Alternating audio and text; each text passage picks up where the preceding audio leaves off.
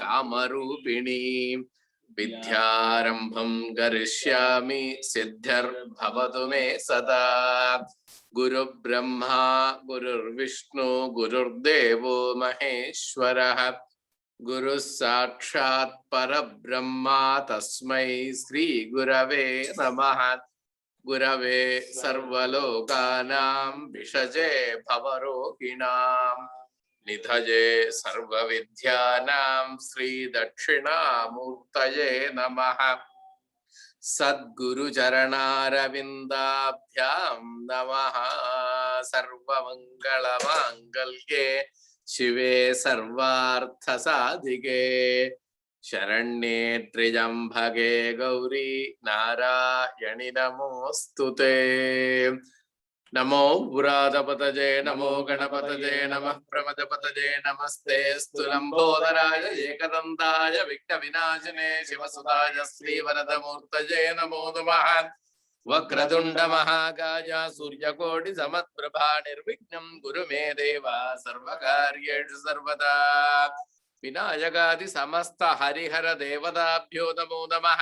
सर्व अपराध क्षमार्थं सर्व मंगल प्राप्त्यर्थं अलंकार पंचमुख दीपं दर्शयामि आचमनीयं समर्पयामि दिव्यरक्षां धारयामि इंद्रस्तोमेन पंचदशेन मध्यमिदं वातेन सकरेण रक्षा रक्षां धारयामि ओं हरावो।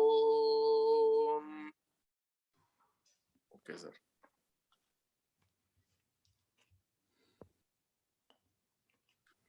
I think you are mute, sir. Oh, yes. Yeah. Namaste, everyone. And Satyam Garu, are you there? Namaskaram, how are you doing? Hi. Good, thanks. And none of us need reintroduction of Satyam Garu. Looking forward to today's talk. And over to you, sir.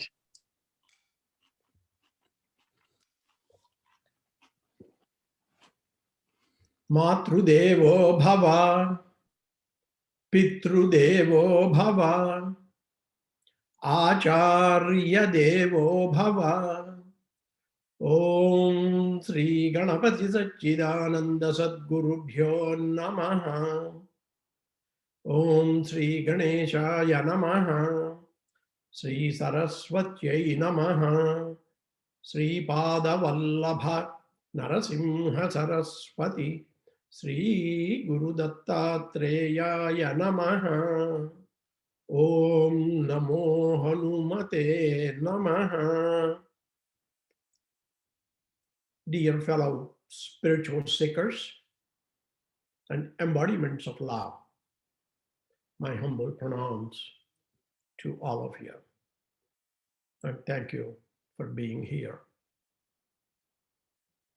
By way of review, in the last lecture, what did we do?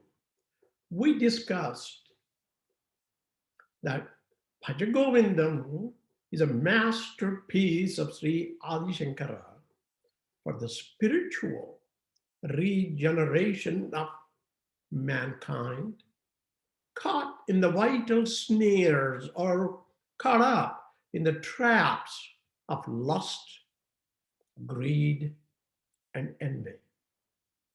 Bhajagovindam is a cure for the kama, krodha fever of worldly man. If anybody would like to record it, I have no issues with it. You can go ahead and record it with the permission of Omkara Mahaganapati Temple.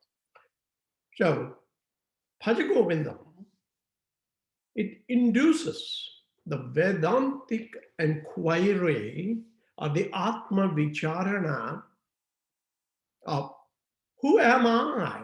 Koham, and leads the seekers to self-peace and bliss. Folklore has it that one day during his stay at the Manikarnika Ghat or Ghat in Kasi or Varanasi, or Varuna and Asi, the two rivers, the union where they made that has become to be known as Varanasi. Sri Shankara, followed by his disciples, saw an older Brahmin man who was a pedantic scholar.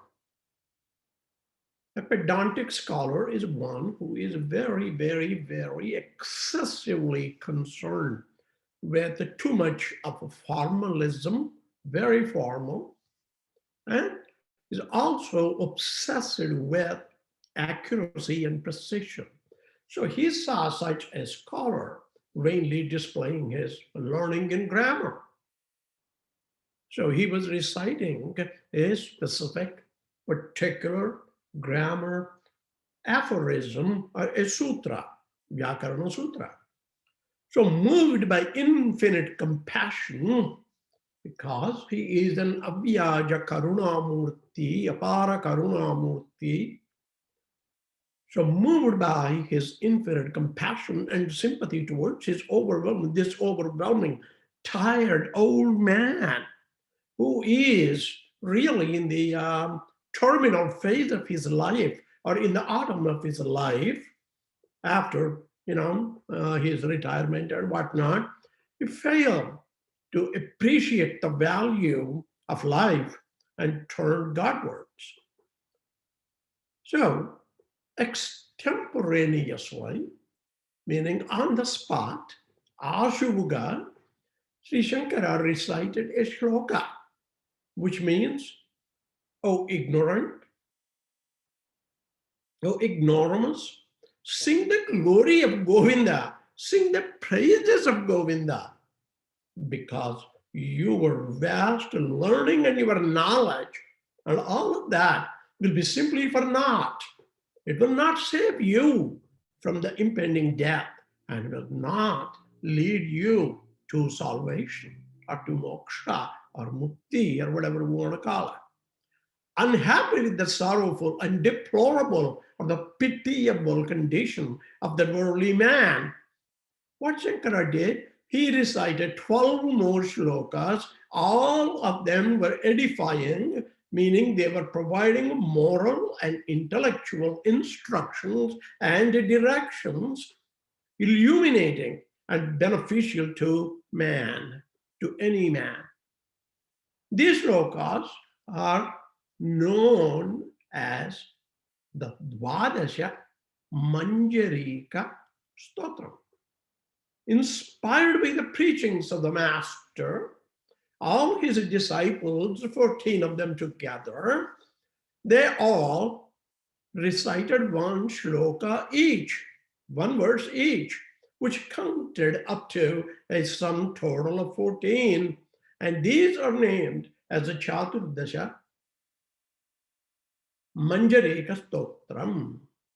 So, pleased with the performance of his disciples, Pujapada,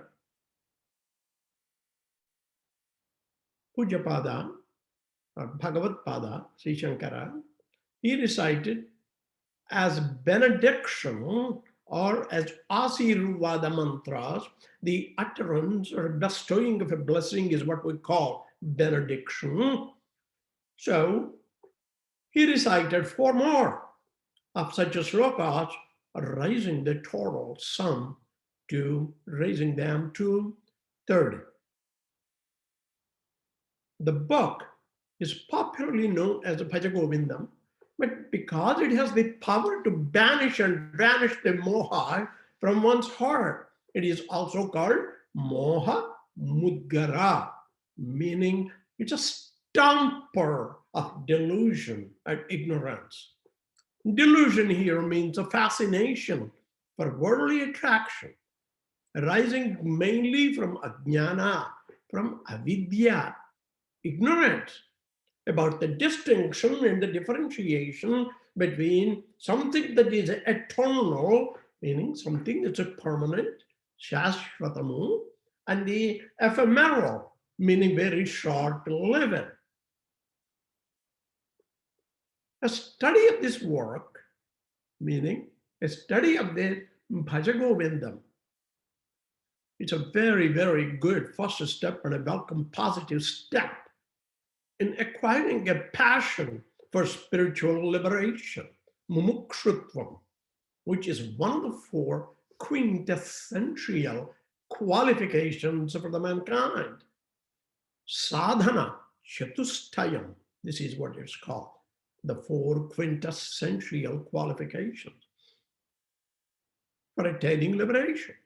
So the first 12, the Dvadasha Manjarika Stotra, and the last 4 shlokas of the Bhaja Govindam are written by, are authored by Shankara.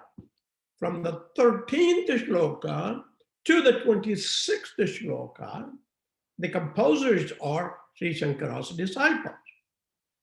So this was just basically a summary or a recap of what we talked about last week in detail for the full 1 hour or so. Now we will enter the first shloka of Bhaja Govindam. I'm not a professional singer, but I would recite the shloka in such a way that it would make sense. Okay? Bhaja Govindam, Bhaja Govindam, Govindam, Bhaja Mudhamate. Samprapte sanihite kale nahi nahi rakshati dukhum karane. Bhaja Govindam, Bhaja Govindam, Govindam, Bhaja Mudhamate. Samprapte sanihite kale nahi nahi rakshati dukhum karane. Mudhamate is what Shankara is calling. Mudhamate is a pretty strong word. Oh, muddy fool. You know, who do you call a muddy fool or a mudhamate? Usually one whose mind is steeped in total ignorance. Samprapte sanihite kale. When the hour of death approaches you near, samprapte sanihite kale. Samprapte kale. That the time that approaches for one to depart to the mortal world and leave the physical body behind, when such a turn, when such a time arrives, when that hour of death approaches you near, Mudhamate dukrun karane nahi nahi rakshati. Dukrun karane is the grammar rule in Panini's grammar book. And here, dukrun karane, mechanical chanting, or knowledge of the grammatical aphorisms of the Vyakarana Sutras, they're not going to nahi nahi rakshati. They save you not. They will not save you. Bhaja Govindam, Bhaja Govindam, Govindam Bhaja. Pray to Govinda, pray to Govinda, pray to Govinda. That's the way to salvation, not your grammatical aphorisms, not mechanical chanting of those. They will not save you when the guard of death, when Yama approaches you in that last hour. You're not going to make it. It's not going to help you, get you moksha. So this is the beginning shlokam of Bhaja Govindam song. And this aims at censuring. Censuring meaning strongly and formally disapproving. And that the word censure means. We disapprove of someone and we strongly do so. That is censuring. So this shloka aims at censuring those scholars of all times, not just this pedantic scholar, not just this old Brahmin man, of all those scholars of all times who waste their time, who while away their lives in empty debates. This shloka is what we call the pallavi, or this is what we call in English refrain of the song, and often it is sung in chorus at the end of each shloka. So total peace or paripurna shanti is only attained when man is able to liberate himself from the inevitable cycle of this janana and marana, the chakra brahmanam, or that cycle of birth and death. And this is possible only through self-realization, only through God realization. We're all endowed with the remarkable power of discrimination, or what we call the viveka. What is good, what is evil, the distinction between the two. So we have the power of discrimination. We're all endowed with that. William Wordsworth writes, "The world lies too much with us, late and soon. Getting and spending, we lay waste our power." Humans waste their lives pursuing sensual pleasures and frail happiness. Little do we realize that our end is certain. We always think the neighbor dies or our relatives die. We don't think that we will die. Unfortunately, we don't recognize that our tickets are already booked and our itinerary is there, is already fixed. We just don't know. We were not delivered the itinerary yet. Somebody is holding it. C.H. Gupta, Chitragupta. So he's holding it. And we did not get that yet. So when the flight is near, so at that time that we know that we are on the verge of leaving this world and we are going to be on that flight. So, but everybody thinks that. So we don't really realize that our end is certain. Okay? We only think that the neighbors die, not us. But Shankara in his Bhaja Govindam song, he urges man to strive for God realization and attain moksha even before he is devoured, meaning even before he is totally destroyed completely by the omnivorous death. Dukran Karana is a grammar rule, like I said, in Panini's grammar treatise in a specific chapter called Dhatu Prakarana. But Sri Shankara gives it a wider scope, attributing it to all worldly knowledge. He dismisses our worldly wisdom and scholarly accomplishments. We could be a Nobel laureate. Doesn't matter.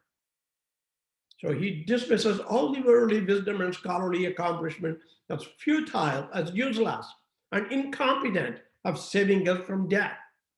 Knowledge of the infinite, the ananta, or the ananta tattva, or anantatva, knowledge of the absolute, knowledge of that infinite is the true knowledge. That is the true jnana, and that is spiritual knowledge alone.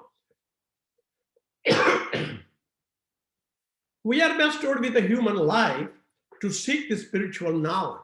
The acquisition of such knowledge leaves nothing unknown. It is the eternal knowledge that very leads to eternity. So if we want eternity, we want to get eternal knowledge. That's the true knowledge, that's the absolute.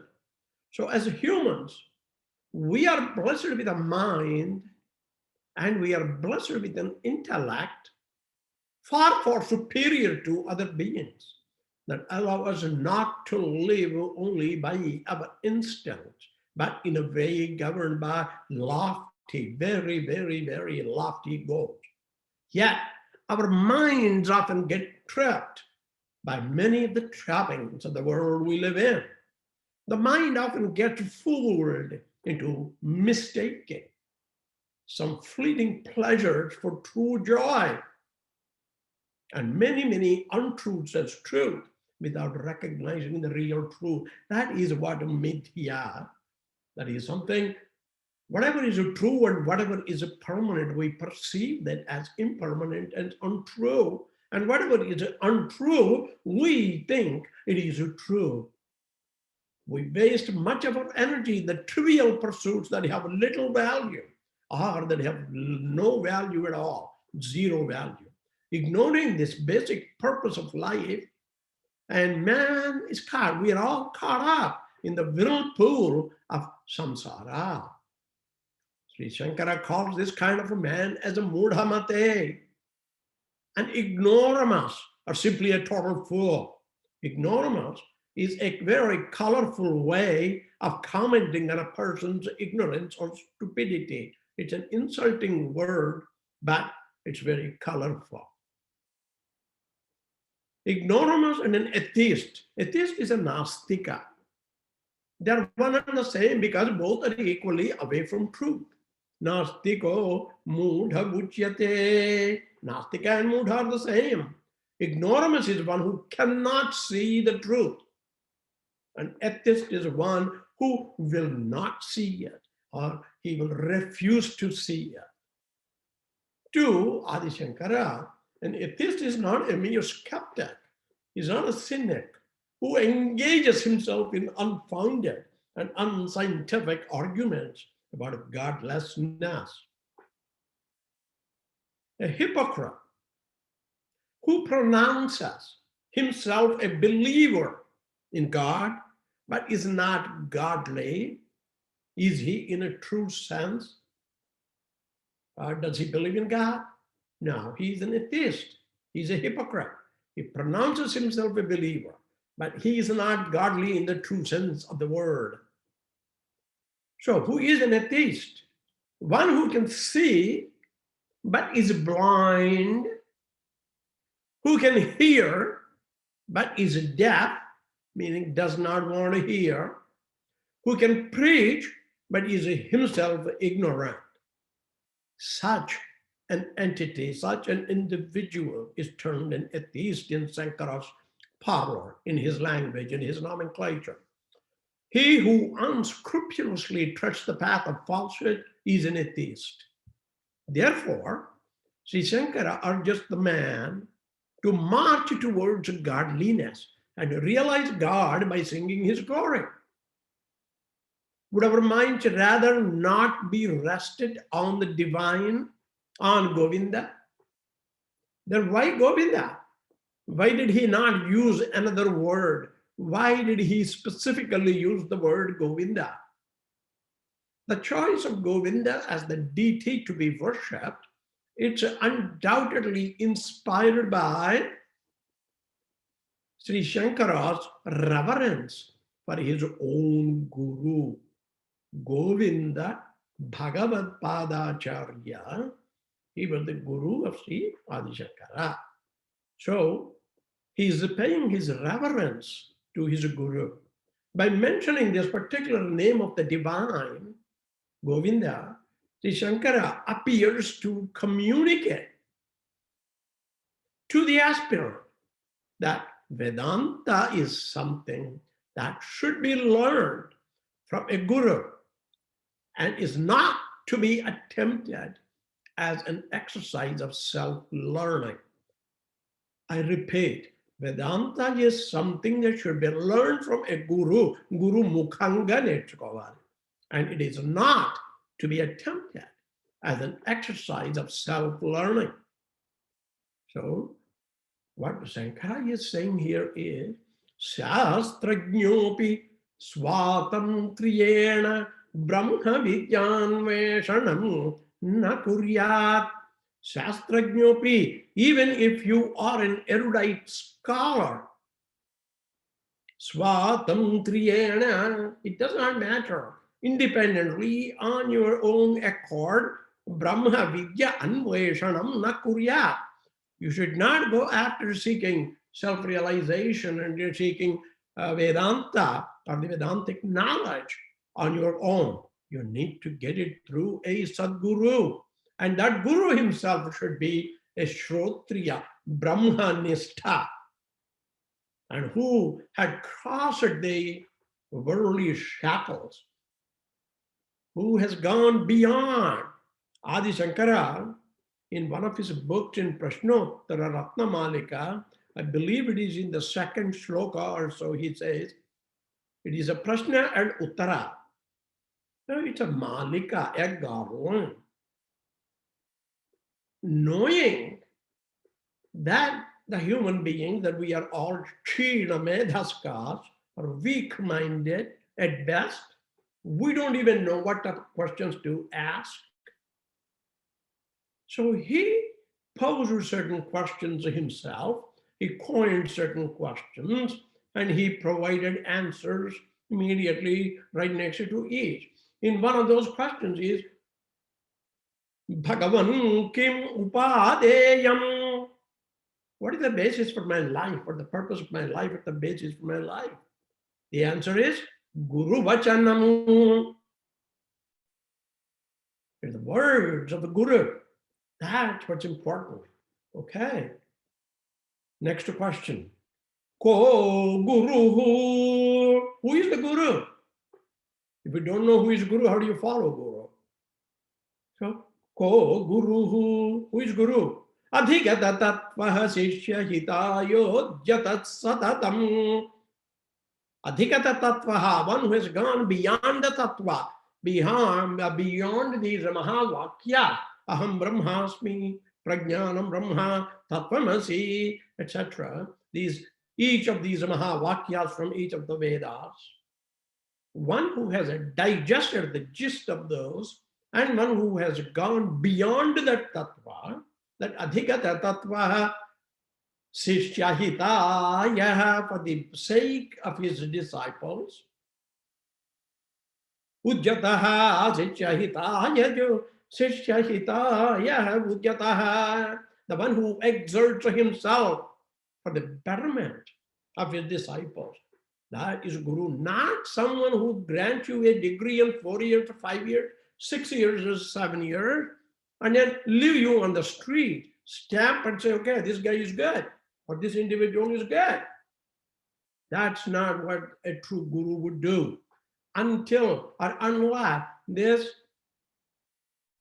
Jivatma guy and this Paramatma, until this Jivatma and Paramatma, the Anusandhana takes place, Guru will not leave us. A true Guru will not leave us.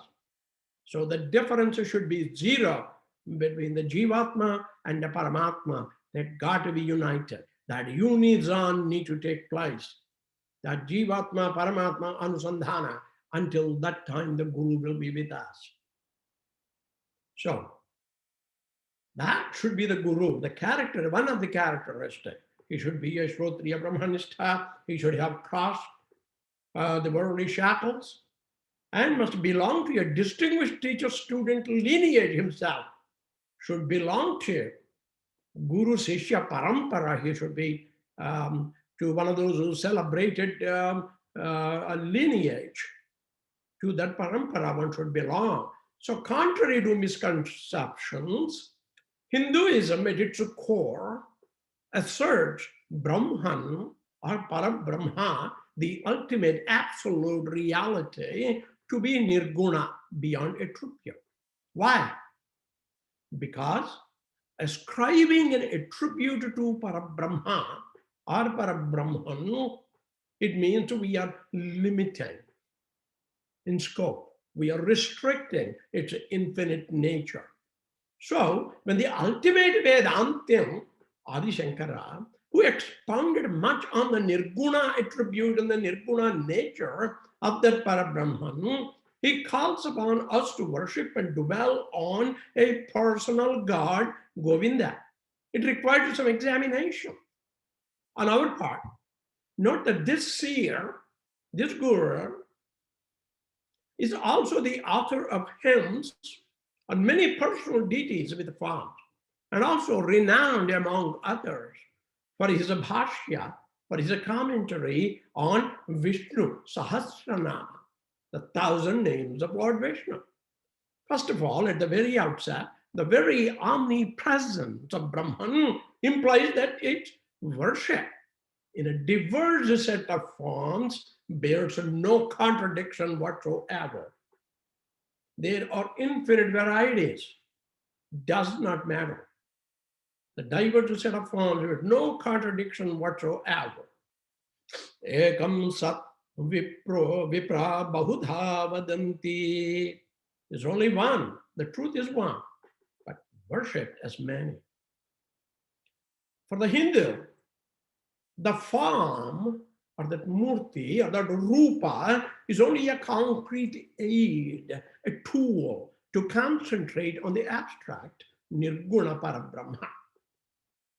We get reminded of this in every religious ceremony by both the invocation mantra of the divinity. We invite, we do the avahana. Now this is Omkara Maha Ganapati temple. So for Ganapati, avahana, for example, Om Gananam Tva Ganapati Gam Havamahe Kavim Kavinam Upamashravastamam Jyestarajam Brahmanam Brahmanaspada Anashunvanuti Bhetsida Sadhanam Asida Sadhanam.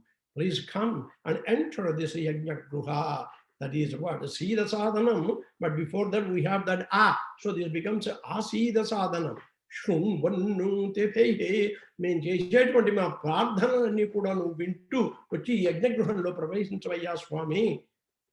So that's how we are invoking, or we're doing the invocation of the divinity in an idol form, and the subsequent retiring of the idol.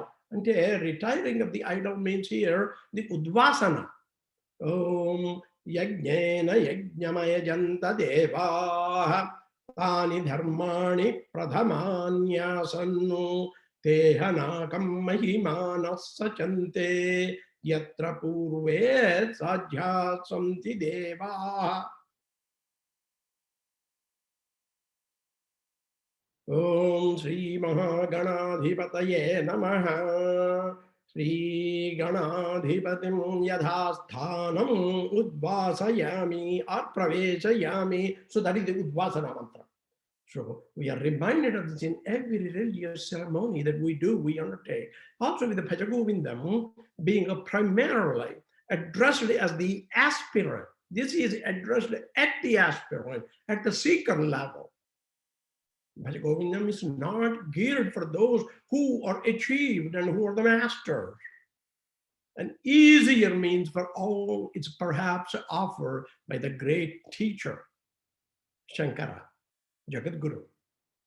Govinda also, we're talking about why the word Govinda he chose. Govinda is one of the epithets. Epithet is a characterizing word for Lord Vishnu, the supreme protector. Govinda is the protector of cows. But in the present context, it does not mean the cowherd is not a Gopala Balaka. He's not a Gopala. Not in this context here. The cows referred to here, they are the animal tendencies that creep into our mind and our heart and destroy the human qualities therein. So Govinda is a God alone who dwells in every heart. He brings under control the animal tendencies in man and protects him from sin. Secondly, Go means earth, Bhumi. Vishnu salvaged the earth when it was submerged in the unfathomable, in the incapable of being fully explored. That is unfathomable, such ocean in the form of Varaha. So he saved the earth in the form of Varaha, Bhuvarahaswam. So according to Mahabharata, Srihari is Govinda. Besides, the earth is the stage on which the world drama is enacted. And Mahavishnu, who solely sustains the earth, is Govinda. Third, Go also means sound, Vaku, Shabdam. God is the basis of the multitude of sounds in the universe. Not only the speech, which is man's privilege, but even the cries of the birds, the cries of the animals, and all other sounds in the nature, they all emanate from God. For this reason, again, God is called Achyuta or Govinda. Gobhir Vedanta Vakchaireva Vidyate Labhyata iti Govinda. Gobhir Vedanta Vakchaireva Vindyate Labhyata iti Govindaha. The one who manifests himself through the scriptures is Govinda. One who is known through the Vedas. Gopihe Veti iti Govindaha. Brahma Sutra says that Brahman is realized only through the Vedas. Shastra Yonivatu. Another interpretation is one who knows the living beings. Gaha Vindati iti Govindaha. Being omniscient, he knows all living beings and their deeds. And his knowledge is described as one transcending the three time divisions, past, present, and future, and serving as the illuminator of the entire universe. Bhaja Govindam. Bhaja Govindam. This phrase has been repeated 3 times for more than one purpose. Bhaja Govindam, Bhaja Govindam, Govindam Bhaja. So it's been repeated 3 times for more than one purpose. The threefold repetition, it has a significance, greater significance. We should worship through our mind, manasa, our word, speech, vacha, and our body, our actions, karmana. So this is manasa, vacha, karmana, or this is trikarana shuddhi. Also, we repeat the word Shanti thrice while reciting the Shanti mantra. We say Om Shanti Shanti Shanti. So to implore God to dispel the 3-way impediments, the 3 types of afflictions we suffer in our life. This means we should worship for the proper handling of the 3 types of afflictions we all suffer, namely the endogenous ones due to bodily and mental ailments. Those are called adhyatmika. The exogenous ones caused by others and other externalities. Those are adhibhautika. And lastly, those due to natural causes and divine causes, those are adhidaivika. Similarly, the words Bhaja Govindam have been repeated 3 times by Adi Shankara with the same earnest wish to remove the obstacles in our spiritual path and fill every heart with peace and bliss. Samprapte sannihite kale. When the hour of death approaches you near, dukhum karane, the mechanical chanting of this Vyakarana Sutra, or this grammatical aphorism of Panini Maharshi, nahi nahi rakshati, this will not save you.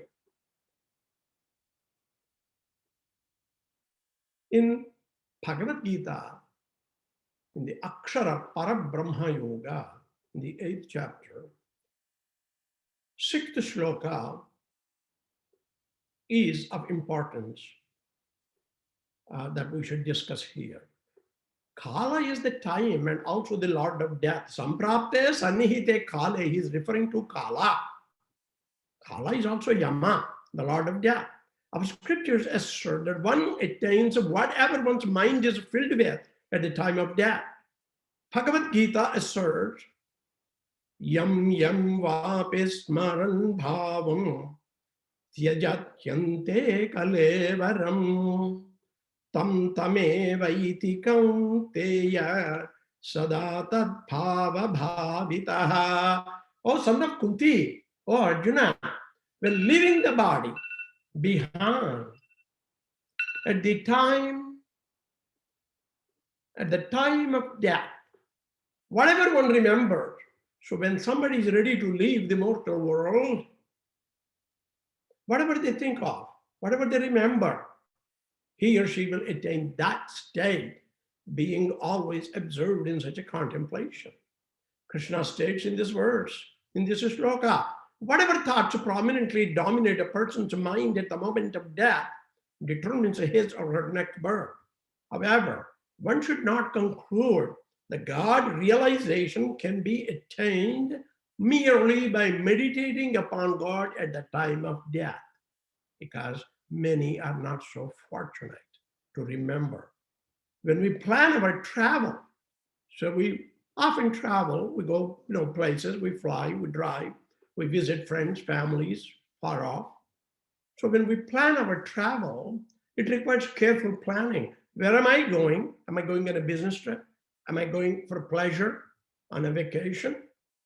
Am I visiting my own family? Or I'm going to stay with friends? Based on that, we plan and we execute our planning beforehand. We cannot make our plans after we pack our baggage. So I can pack my baggage right now, then I cannot decide where I'm going to go. For example, with some effort, one may teach their pet parrot to say hello or have a nice day, Rama, Rama, Rama, Krishna. So you can teach your parrot these words. However, if someone attacks the parrot, what happens? It forgets all that it has learned. And it screeches in its own natural sound of te, te. Similarly, the channels of thoughts we create through lifelong habit. At the time of death, the same thoughts will naturally flow into our mind. What we constantly contemplate and meditate upon throughout our life, these are influenced by our daily habits and our daily associations. Therefore, it's natural that these would continue to determine our final thoughts. The Puranas tell a story of an illustrious king called Bharata. So this king Bharata, he renounced his kingdom, gave away everything to pursue God realization. And he was living an ascetic life in the forest, like a Muni. So he was meditating, and one day he saw a deer jump into a nearby river. She was pregnant and escaping and attacking tiger or a lion or some wild beast. Out of danger, out of fear, so the deer, she delivered the baby in the flowing water when she was trying to jump. She had no chance to rescue her newborn, crossed over to the other side of the river. Witnessing this entire episode, Bharata, as a Muni at that time in the forest, he felt pity for the baby deer that was floating in the river. He rescued the fawn and took it to his hut. He started raising it with great affection. He was collecting green grass, feeding it, keeping it warm by hugging it, etc., etc., etc. And he derived a lot of pleasure. Now, Bharata spent his entire day taking care of the farm. His mind became totally absorbed and engrossed in its thoughts and away from God. Thus, even when he was about to die, he was only concerned about the fawn and who was going to take care of that fawn after he's gone. So even at the time of his death, he called out to it in fond remembrance. Now remember what Krishna said in the shloka. Whatever you remember, you will attain that in the last minute, right? As a result, King Bharata was born as a deer in the next life. So nevertheless, because of his spiritual sadhana and acquired merit from his previous lives, even in a deer's body, he was aware of the mistakes he made in the past life. Therefore, even as a deer, Bharata, he spent his entire life near pious and holy ashramas of saints in the forest. And when he died, he was granted human birth again. And this time he did not waste his chance and completed his sadhana.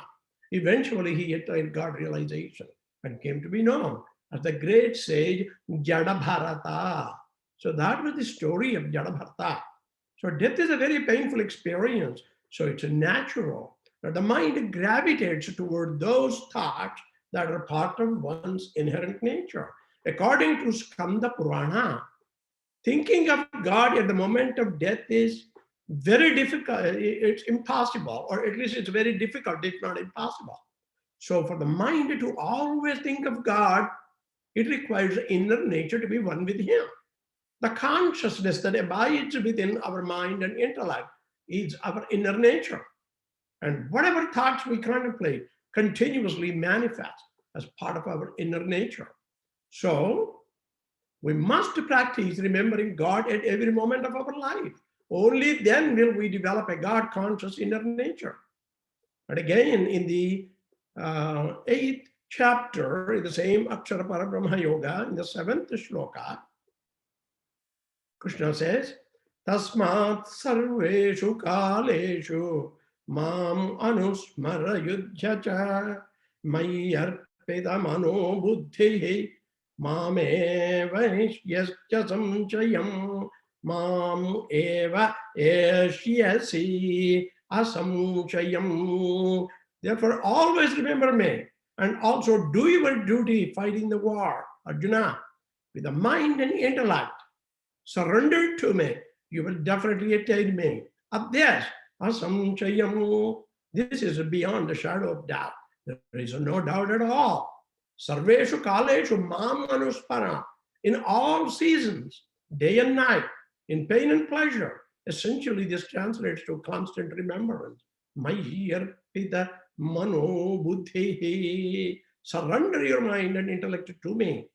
Mam eva eshyasi, you will attain man. Krishna is speaking about the fate after death. Smarananni batte maranam untundi. Maranam gatini nirnayinchetuvantiది smaranam. This is not ordinary education. This is called marana vidya. This is not something that they teach you at Harvard. This is not something that they teach at University of Chicago or MIT or Columbia or Princeton, wherever. This is Marana Vidya. Everyone goes after Bratuku Vidya. It's very rare that someone goes after Marana Vidya.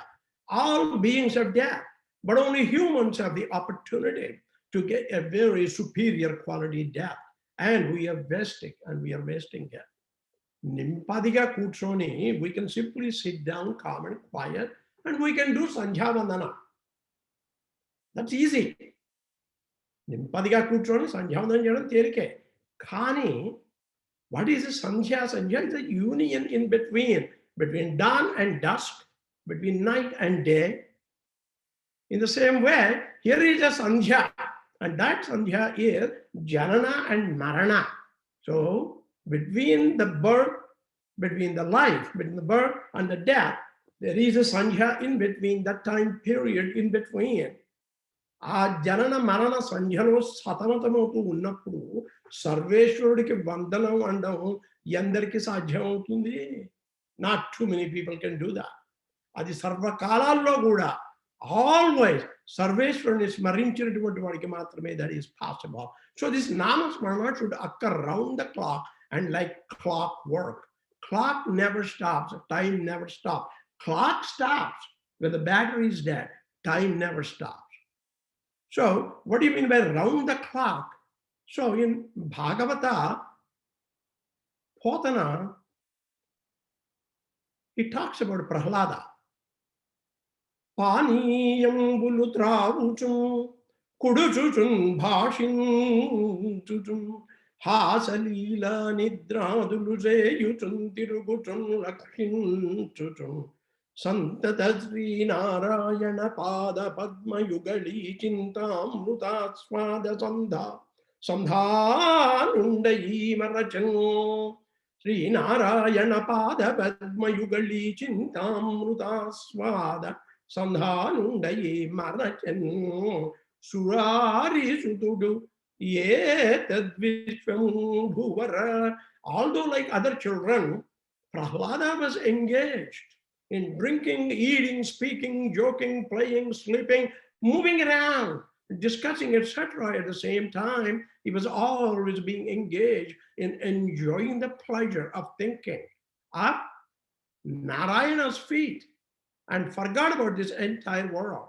That is why Sri Shankara is saying, Bhaja Govindam, Bhaja Govindam, Govindam Bhaja Mudhamate. And this is the inner meaning of Shankara's statement. Samprapte sanihite kale. When the hour of death approaches you near, Dukran Karane, mechanical chanting of these grammatical aphorisms, nahi nahi rakshati, they will not save you.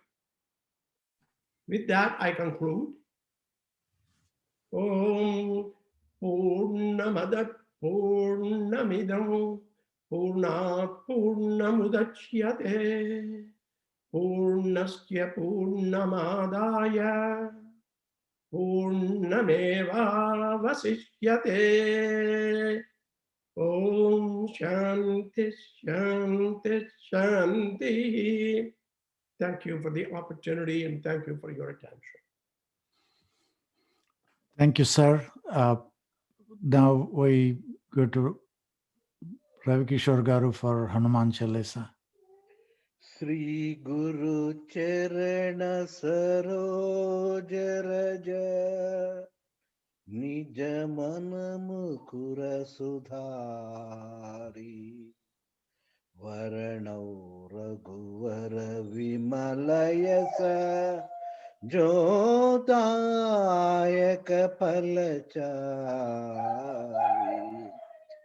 बुद्धिहीन तनु जानिके सुमिरौ पवन कुमार बल बुद्धि विद्या देहु मोहि हरहु कलेश विकार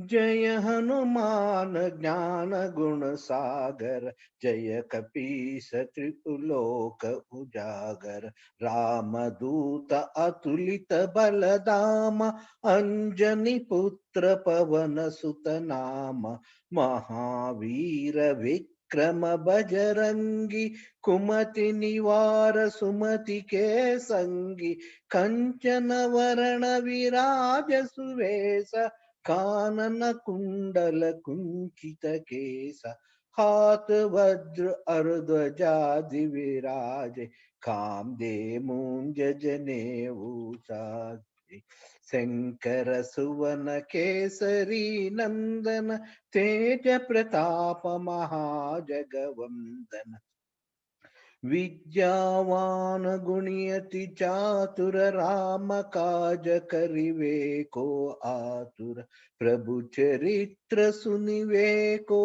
रसिया राम लखन सीता मन बसिया सूक्ष्म रूप धरि सियहि दिखावा विकट रूप धरि लंक जरावा भीम रूप धरि असुर संहारे रामचंद्र के काज सवारे लाय सजीवन लखन जियाए श्री रघुवीर हर क्यूर लाए रघुपति कृष्ण बहुत बड़ाई तुम मम प्रिय भरत सम भाई सहस वदन तुम्हरो यस गावे असहर श्रीपति कंठ लगावै सनकादिक ब्रह्मादि मुनीस नारद सारद सहित अहीस यम कुबेर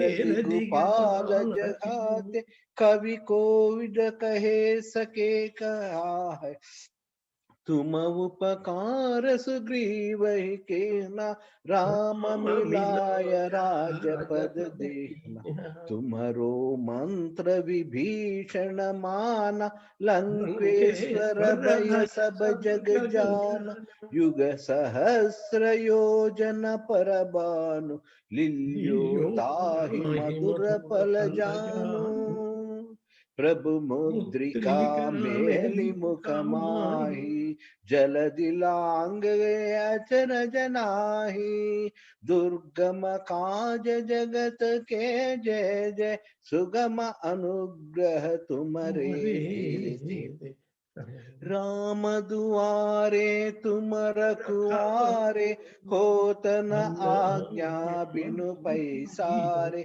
सब सुख है तुम्हारी शरण तुम रक्षक काहू को डरना आपन तेज समारो आप तीनों लोक हंकत कापे भूत पिशाच निकट नहीं आवे महावीर जब नाम सुनावे नासै रोग हरै सब पीरा जपत निरंतर हनुमत वीरा संकट से हनुमान छुड़ावे, मन क्रम वचन ध्यान जो लावे। सब पर राम तपस्वी राजा, तिनके काज सकल तुम साजा। और मनोरथ जो कोई लावे, तासु अमित जीवन फल पावे। चारों युग प्रताप तुम्हारा है, प्रसिद्धि जगत उजियारा। साधु संत के तुम रखवारे, असुर निकंदन राम दुआरे। अष्ट सिद्धि नवनिधि के दाता, असवर देहना जानकी माता। राम रसायन तुम्हारे पासा, सदा रहो रघुपति के दासा।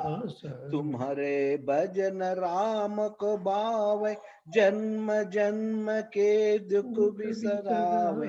अंत काल रघुपति पुर जाई, है जन्म हरि भक्त कहाँ है। और देवता चित्त न धरई, हनुमत से सर्व सुख करई। संकट हटई मिटई सब पीरा, जो सुमिरो हनुमत बलवीरा। जय जय जय हनुमान गोसाई, कृपा करो गुरुदेव की नाई। जो शत बार पाठ कर कोई, छूट है बंदी महासुख होई। जो यह पढ़े हनुमान चालीसा, होय सिद्धि साखी गौरीसा। तुलसीदास सदा हरि चेरा, कीनयनाद हृदय महडेरा। पवन तनय संकट हरणा, मंगल मूर्ति रूपा।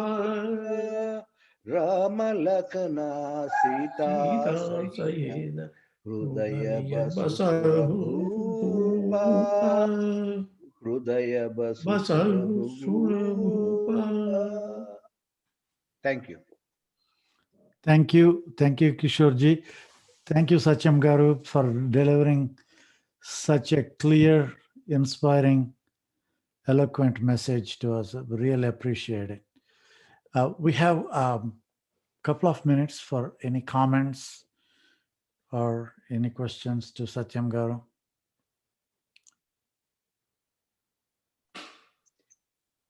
Thank you, Satyam Garu. I read several times Bhaj Govindam, and I listened several times, but you clearly explained who is the Govindam and different sides of the Govindam. I really learned a lot from first stanza of the Bhaj Govindam. Bhaj Govindam, Bhaj Govindam. Very nicely said. Thank you, sir. Thank you, sir. Appreciate your comments.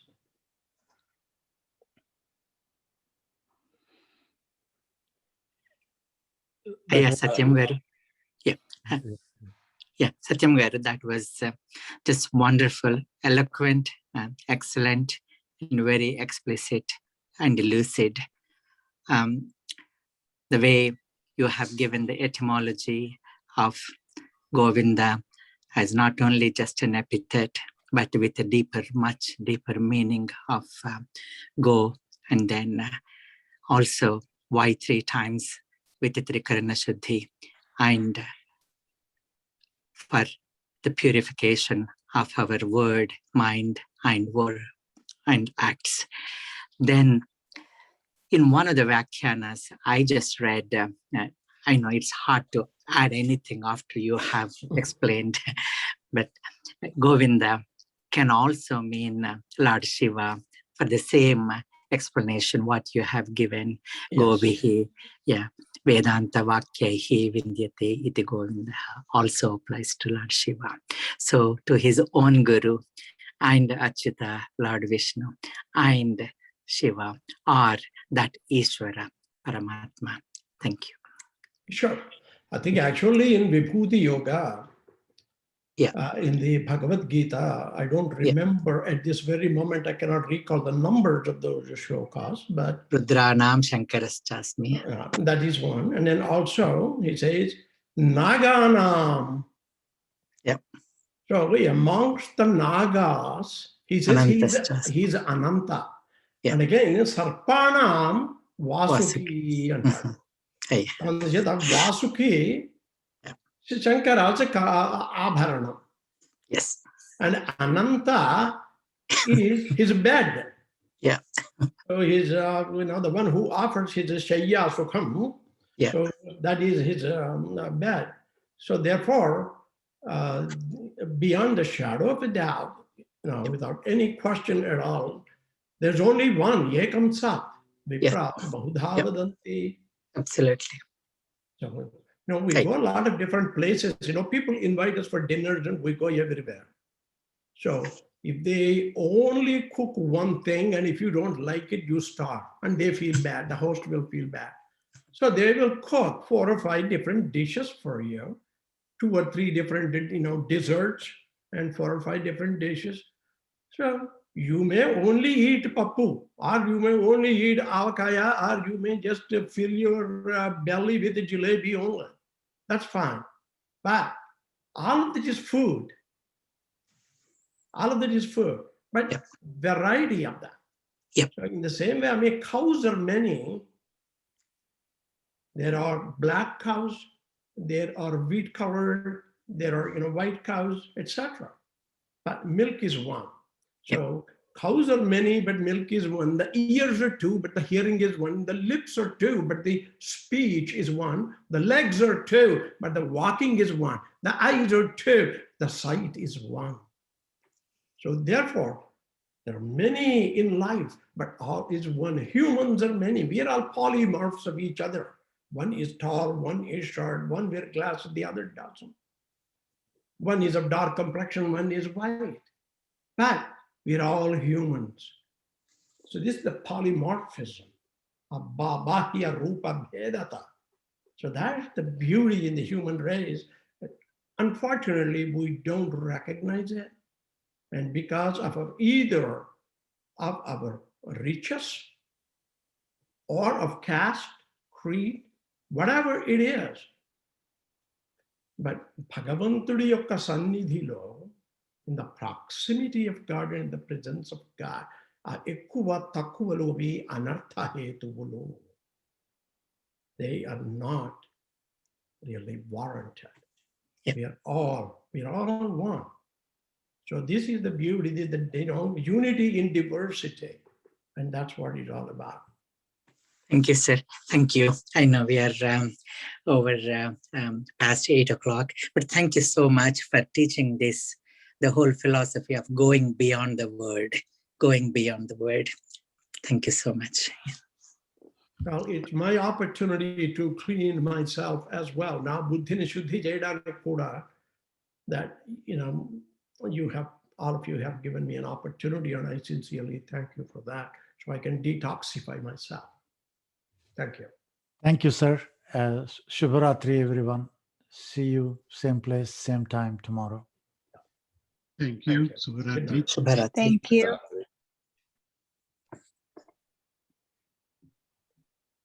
Thank you. Shubharatri.